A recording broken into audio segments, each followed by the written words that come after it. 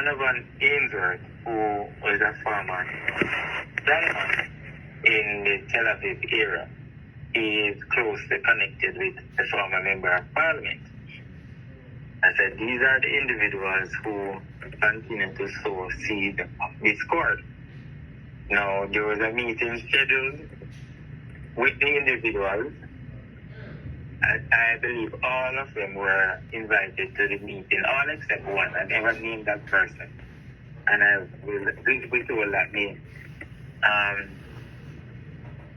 So there was a meeting at the leader of opposition's office, and then, following which, immediately after the meeting, word started to come in Central Kingston that I am no longer the candidate. I saw you find out that he is no longer the candidate. Word came in. Yes. My father wrote the news to me. Oh. And he was playing dominoes. And somebody was there celebrating that we get rid of the boy now. Oh, God. And I said to him that I don't know anything of the sort. I then get a call from East Rural St. Andrew. Mm-hmm. And I was told what was discussed in the meeting. And shortly after that, phone call, the General Secretary called me. And he gave me a synopsis of, what happened. What was said. Yeah. Well, what happened, not what was said. Mm-hmm. And the only thing I will repeat that he said, boy, the man did not stop, but we must have to find a middle ground. I said, there cannot be any middle ground. I am the candidate.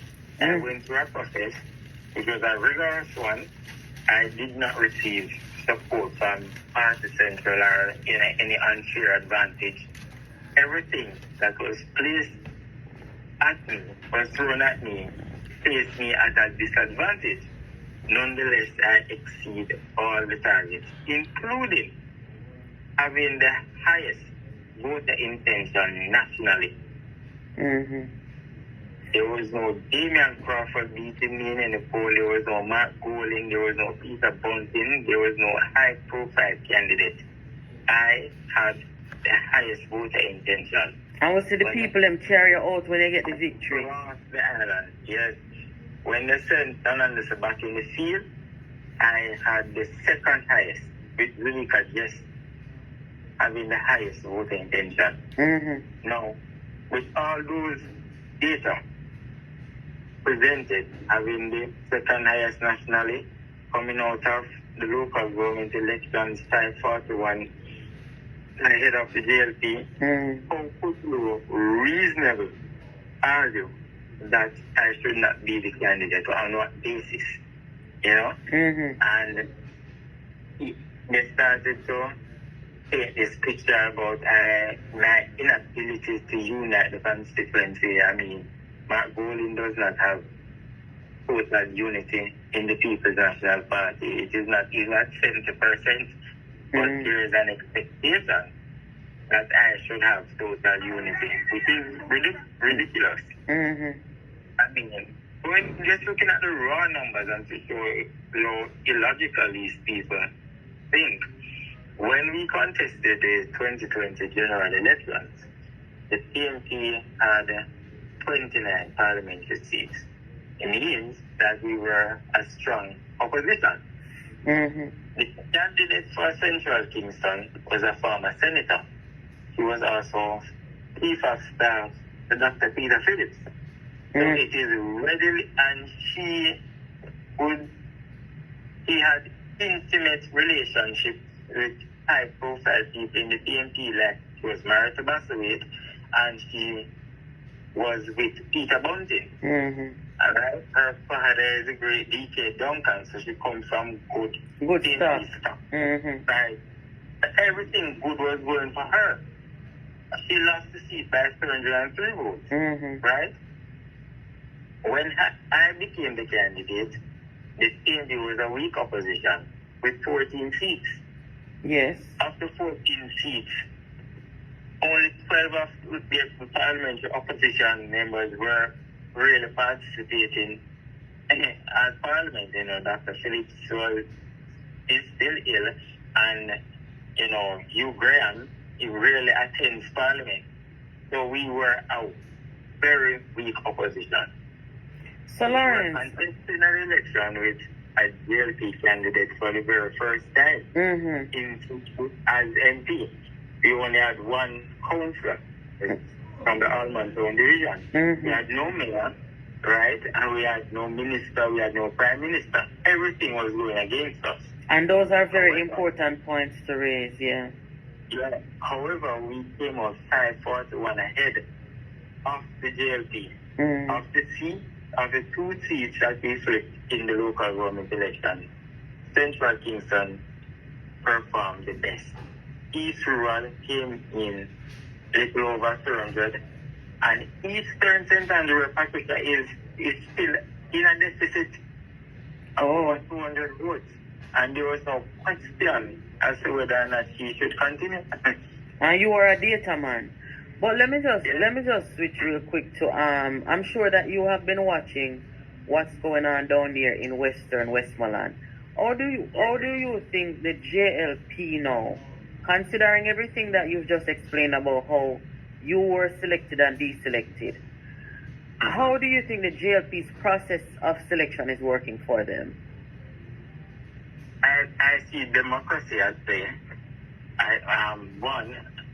I do agree that Moreland Wilson, having broken I believe, over 3 decades drought for the JLP and defeated a champion in Victor McNeil, that, he should be accorded with certain respect. But the greater principle I saw is that the JLP accepts all their members and treat them as equals.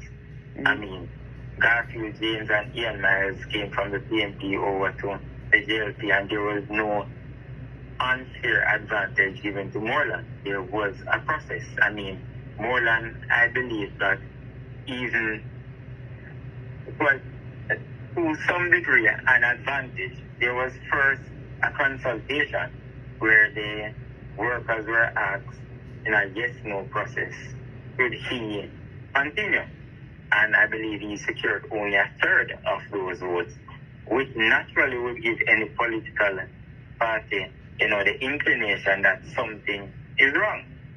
They went on and said, okay, let us broaden the scope, allow people now to apply. Only 2 individuals came out of that process as applicants, and they were accorded, the respect to face the delegates, and the delegates having decided, irrespective of the process, they decided that they are going up with Dr. James, and the JLP has accepted it. That is democracy at play.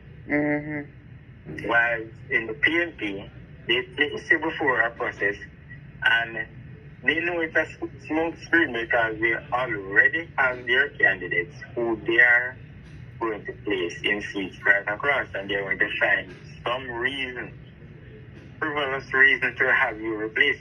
Do you really believe so, though, that they had other people in mind and allowed you to be selected, and you spend up your money and organization and all of that? You really believe that they knew all along that they would be moving people out without the democratic process? Yes, I very much believe so. I mean, in my case, they were having dialogue with a gentleman named Christopher Brown. He's now in Southeast St. Mary. Yeah. Right? They were having conversations with Lisa Hanna, and she refused. Oh gosh. So put her which part? Wait there. Wait a minute, I'll put Lisa. Then I'll put Lisa Central. Breaking news. Lawrence are the first me I hear that. So, no, sir, it's a wickedness.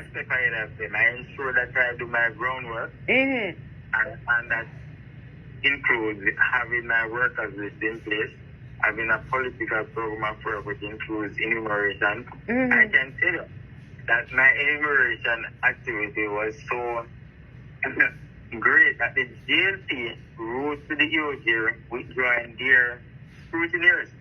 And their reason for that is they indicated to the to the EOJ that their members are going through a period of trainings. So about a month they start the verification process for at least 2 months.